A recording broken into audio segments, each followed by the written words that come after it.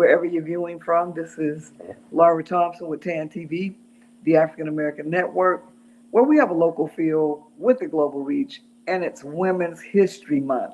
And so we have the distinct pleasure at TAAN TV to talk to some phenomenal women that are making strides and making history in the making. So I'm a living history person, and so I like to capture history, as it goes along, so that we can hear from the person that's actually making the history. Uh, that's why we call it living history. I don't like to talk about the 1800s and the 1700s. I like to talk about history and watch people make history uh, right before our eyes. And so we're super excited about our guest today. She's a phenomenal young lady. She does a couple other things, but we're going to let her tell a little bit of biographical information about herself, like who you are, what you do, where you're from, all of those good things, and then we'll start into the actual interview. So how you I'm doing pretty good. It's been a long day, but I'm excited. I've been thinking about this all weekend. I mean, all week. Like, okay, I'm ready for it. doing? Wow. So Yeah. tell us who you are, what you do, where you're from, all those good things. Uh, okay. I'm Shana Cummins. I go by Shay on Minus the Blueprint podcast that you can Hey, watch every Monday on TAD TV. yeah. Um, I am an accountant. I've been an accountant for about 14 years now. I'm writing my first book. Uh, I have a business called A to Z Accounting and Business Solutions, which do tax as well. Do taxes. We do business services all across the board. I'm a mother. I have two children. I have a 17-year-old son and a 10-year-old daughter. So best of both worlds. wow. So where are you from? I am from Pontiac, Michigan. And is that where you are now? I'm in Waterford, so within the Oh, same area. kind of close. Yes. Okay. So welcome, welcome, welcome. So I want to take you back a little bit so we can see, how you got to where you are today. And she is one of the co-hosts for Minus the Blueprint, which is a new podcast. Well, we're gonna be airing their eighth episode on Monday. It comes on Mondays at 8 o'clock Central Daylight Time. So tune in, tune in. Yes. So you grew up in Pontiac?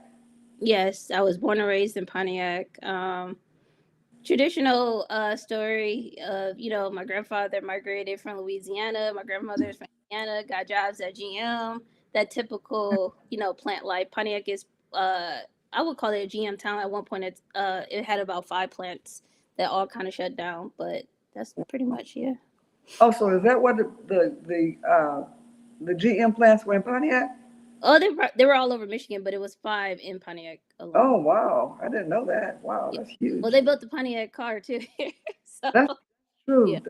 We had my mom drove home in a Pontiac, a brand new Pontiac one day. I'm like, okay. So we thought that was cool. Yeah. So, so you grew up in Pontiac, Michigan. So what was it like growing up in Pontiac? Well, I kind of grew up in a decent working class neighborhood on the north side. It had its challenges. It was an inner city.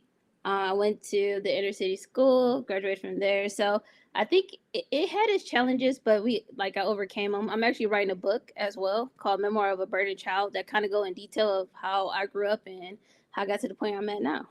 Okay. So, were you involved in any like extracurricular activities at school, Yeah. uh, going through elementary, middle school, high school?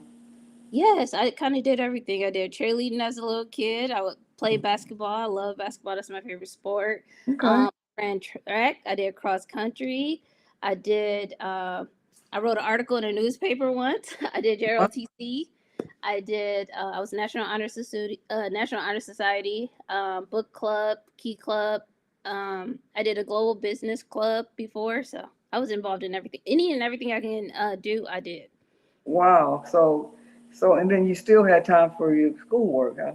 Oh yeah. I mean, I was lucky enough that schoolwork came easy to me. So Wow. it So just was something, I graduated fifth in my class with a 3.6 GPA, which was interesting because I didn't start off high school on a good note. A lot of things from my personal life was affecting my high school life where um, I was missing like the first two classes in ninth grade. So I was able to overcome that when my life got kind of stable and I just excel. I remember a teacher saying, "Hey, what's your rank in a class?"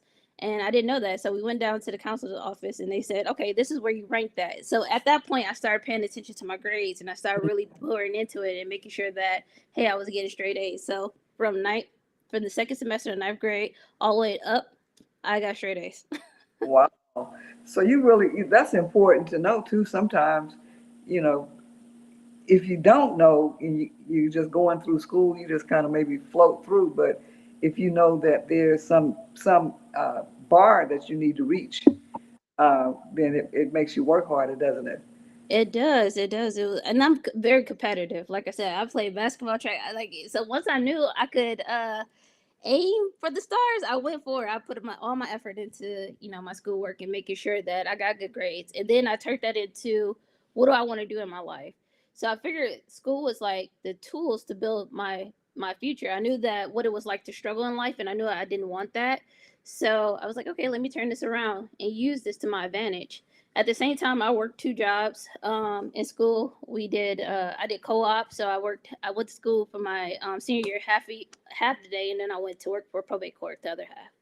And then I Wow, worked at McDonald's since I was 15. just a little busybody. So how did you get around? Those extracurricular activities require you to have transportation, somebody to That drop. is true. I walked home from work one day when I was 16. I had to walk. It was like 4 miles, and Wow, I said never again. So I saved up every check I could, and I bought my first car when I was 15, turning 16. So I've always had a car. wow. So you were industrious too. You said, "Hey, if I'm gonna play this game, I'm gonna play it right, huh?" Exactly. It only took one time.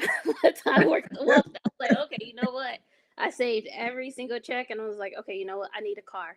And I didn't even have a license when I bought the car. I bought the car and 3 days later I took the test to get my license.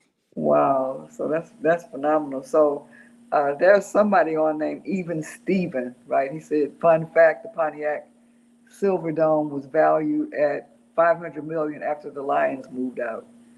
So Yeah, 500,000. That um oh, yeah, that's the 1,000. city Oh, didn't do right by that one.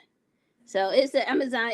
As you all know, the Silverdome is no longer there. I actually used to live right around the corner from it, but yeah, it's Amazon plant now. really? Wow. Amazon just takes over everything. Nothing. And Shaniqua Staples, one of your tribe members, said, "Team Count LOL."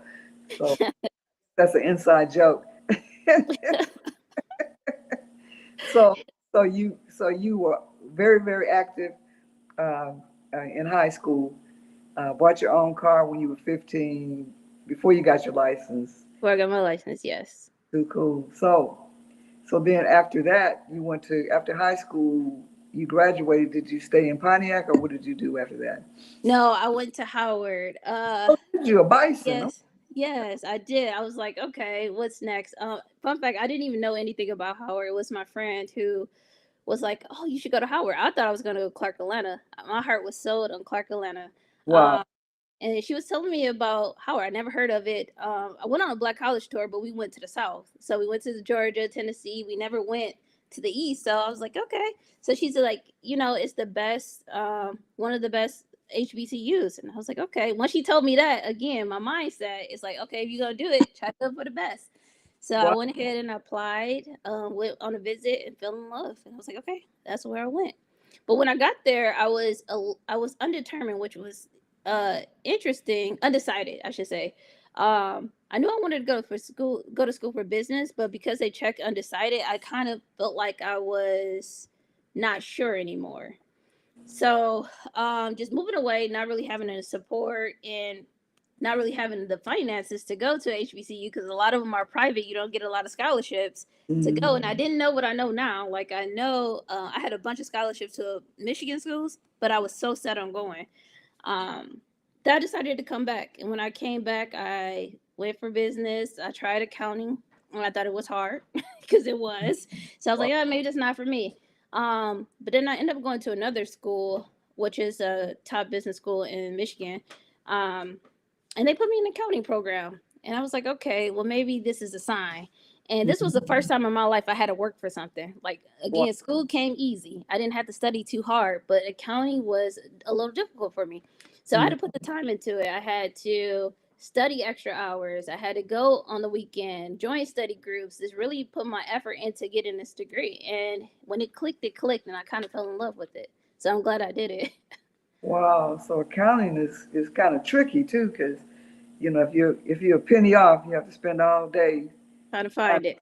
to find No, pennies. most people probably just write it off. But That's yeah, right. I'm the type. I Right. probably be like, no, I need to find that penny. That is too funny. That is too Yeah. funny. So you graduated from a school It's, in Michigan. yeah, Walsh College. I Okay. got my bachelor's, and then I went on to get my MBA. And then Wow. later I went to get my CPA. Because why not, right? Right. Might as well. You might as Yeah. well. So um, so after you graduated from college, did you have a job right away set up for you, or how did that work out? Or what happened after that?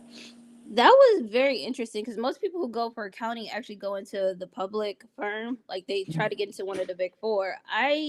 Everything I heard about that was not appealing to me. Working 70 hours, Shoot. um, not having the right pay. I was just like, I don't know if this is what I wanted at the time. My son was 2 years old. I was a single mom. I'm like, can I spend 70 hours at Uh, this job traveling from client to client wow. without a lot of support at home? So I decided to go private, and that was going directly into a company. And the interesting thing about that is I applied for a job was quote unquote overqualified for because I had a bachelor's degree, and they liked me in the interview that they created a position for me at that company. So I was able to start my career at a company that was an hour away from my house, and I just did it for a while. And I left there and went to Hewlett Packard for 4 years, almost 4 years as a financial analyst, which is $1 billion company. Gave me a lot of experience. Wow.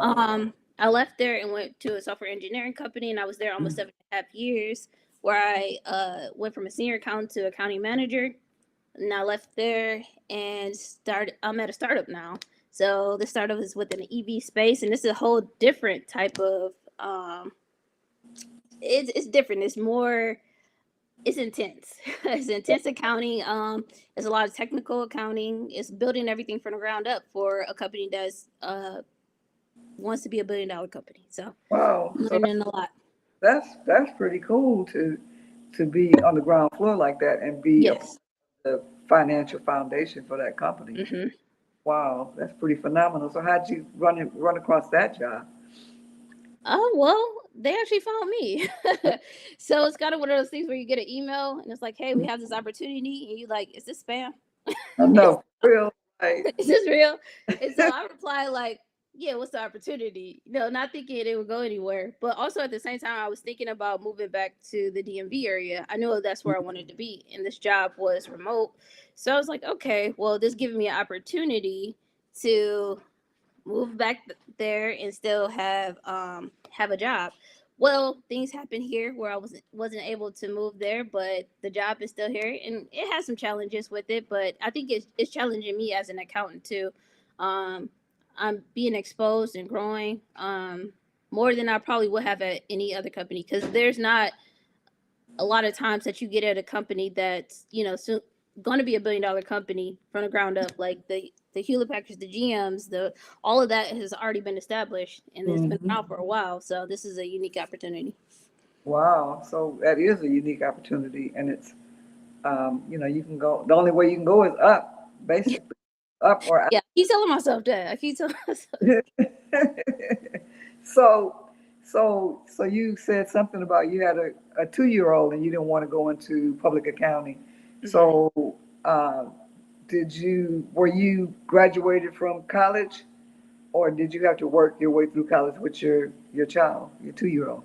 Yeah, I had him when I was a sophomore.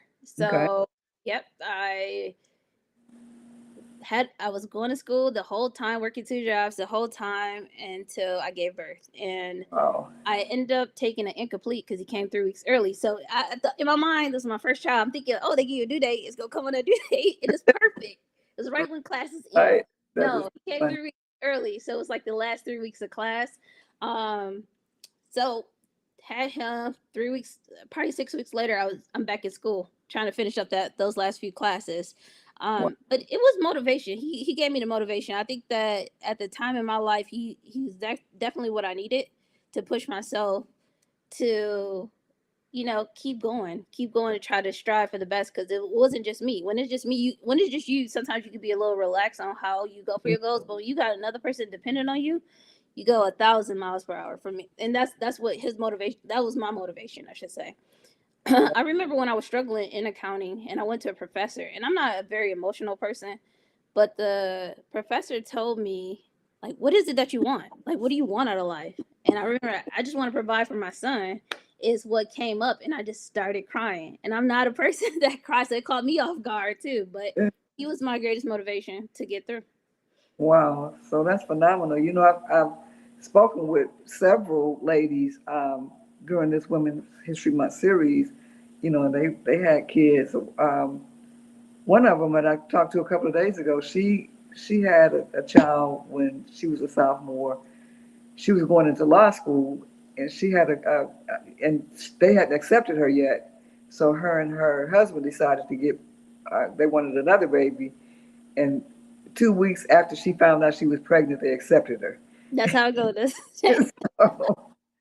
so, I commend you for not giving up. Some people would. Some people would use that. I won't say an excuse, but Mhm. sometimes people will use that as a reason not to pursue their dreams. And so I commend you for pushing forward and to get where you are today. And so now you said you graduate from college, you got your master's, Mhm. and then you got your CPA. So what was that like working on Well, I your want to CPA? say one thing too. Also, I am a pioneer in my family, as far as in my immediate family, to graduate high school, let alone to go to college. So when I think about the legacy I want to leave behind, that was also motivation, because he is my legacy. So it was the drive to continue to succeed, because we had all the examples around us of what not succeeding looked like. But it's Mm, very few examples that we had of people actually doing something different. And so I'm kind of like that pioneer in my family. So if I can do that for my son, my nephews, the younger generation that comes up under us, like that was my goal. But to transition, how was it? The CPA was probably the hardest thing I have ever done in my life. mm. I think it challenged me personally, because I failed that test so many times. Wow. Like, it would knock me down to the point I'm like, you know what? Maybe it's not meant to be. I should give up. And every time I thought about it, I was like, okay, you really want it, like you should do it. And I finally passed. It's 4 parts to the exam. I finally passed the first part, and that gave me a little, motivation to keep going. And it took some years, because I would take a part of a test and I would fail it and I would give up and I would go for my MBA, and then I'll, be working, and it was just something that I never let go. So I just kept going. Once I started passing the exams, I was like, okay, I can do this. I am capable of doing this, because I think I had all this self doubt in my ability as an accountant, because of this test that was kicking my butt every single time. And with previously, you had 18 months to pass the full 4 parts of the exam from the first time you passed the first part.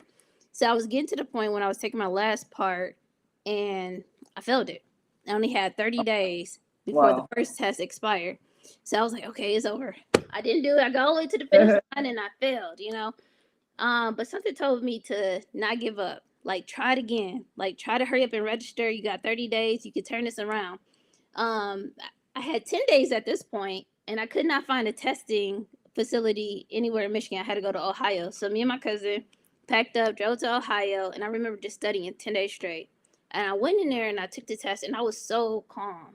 It was like the calmest I have ever been in any testing environment. I was just so calm. I took the test, I left, and I was like, that's it. It's on my hands now. And I passed. So That was Wow. my CPA journey. So, so, so you said that you were like the pioneer in your family, Mhm. and the first I'm to gonna take my immediate family. I want to point that out there. I do have some graduate. cousins that are doing some really good things. So, so, so you you said you were the pioneer in your family. Hmm. You first graduated from high school and then college. So without that example, how do you think you managed to do that? We could catch all that on minus the blueprint. No, I'm just kidding. Right. Tune in on Mondays. I know. uh, Just a little tidbit. yeah. So the question is, how did I manage it? I'm sorry. Yeah. So without an example, like Yeah. the family say, okay, you're gonna graduate from high school, you're going to college, but without hearing those kinds of scenarios, how did you decide that that's what you wanted to do? Living life. I think that I knew what it was like to struggle. I knew what it was like to not have. I knew the answers that they were giving me wasn't something I was willing to accept.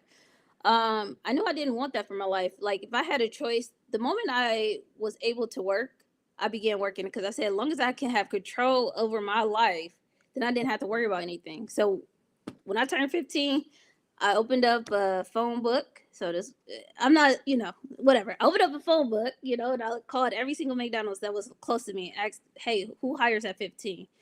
I got a job. I just knew that I wanted different. Um, so that was my motivation for. I didn't know what the future looked like, but I knew what behind me looked like, and I didn't want that. So all I could do is keep going forward. Also, I think in high school I had some really good friends, and I have some really good friends that we're still friends to this day. They were all motivated too. And if your circle is aiming for good things and they're trying to go to college, you're only going to want to do that too. Your circle is so important. Sometimes it's more important than your family life because these are the people that you like. Okay, I want to be like y'all. And so they were all talking about college as well. So it wasn't like anything different. Like that was just our next step. And I was lucky enough to be able to lean on them and learn from them as well. So I might not have had like my mom pouring into me about that, but I had my friends. Wow. So we've been talking about your work and your college and your high school. So what about it? And it doesn't sound like you had a lot of time to do other things besides what you were doing in school and college.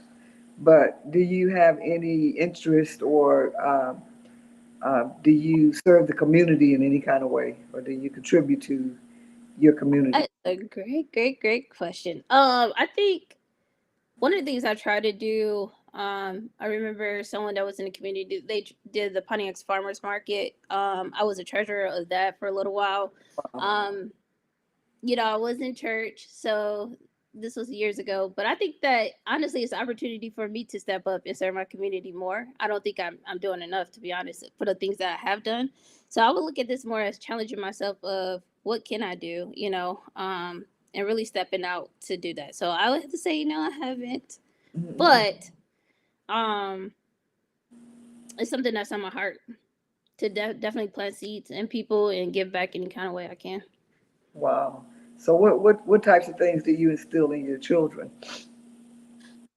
Work ethic, work hard, So I have a son and I have a daughter. My son, he we almost kind of grew up together, but he's 17.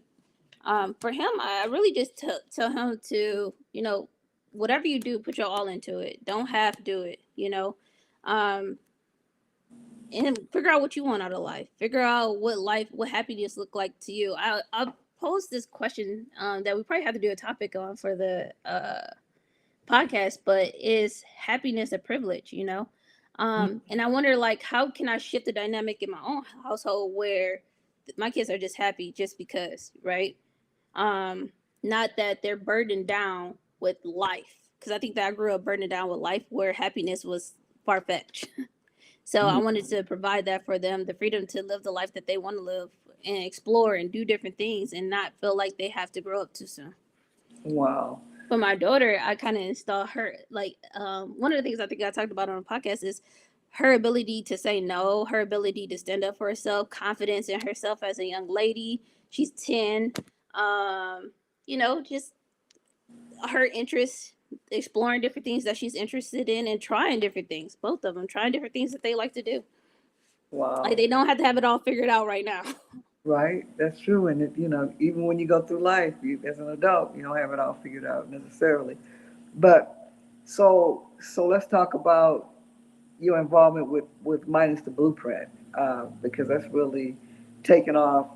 There's a lot of interest in the show, and I think it's because it's about everyday life, Hmm. and the struggles and the twists and turns that life takes you sometimes.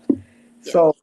so why did y'all come up with that particular show and those particular topics that you talk about?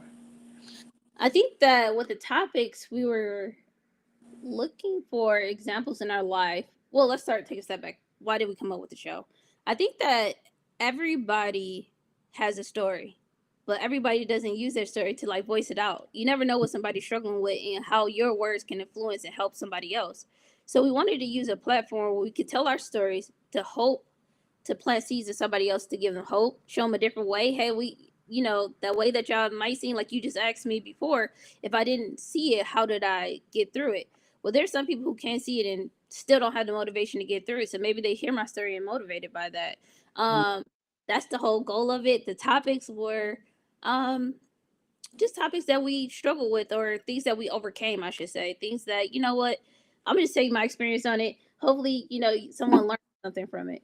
So that's how it came about. Wow.